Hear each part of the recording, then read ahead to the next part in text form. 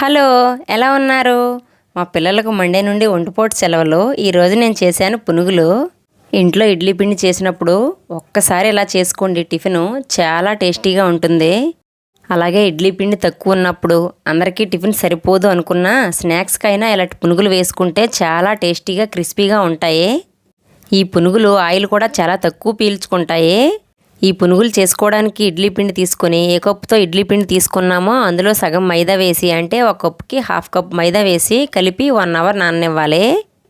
ఒక్కోసారి ఇంట్లో ఇడ్లీ పిండి పులిసినట్టు ఉంటుంది కదా, అలాంటప్పుడు కూడా ఈ పునుగులు వేసుకుంటే చాలా బాగుంటాయి. ఎందుకంటే ఈ పునుగులకి కొంచెం పులిసిన పిండే బాగుంటుంది.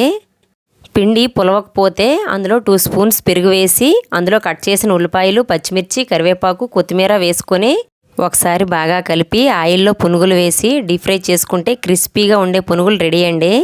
లైక్ చేయండి.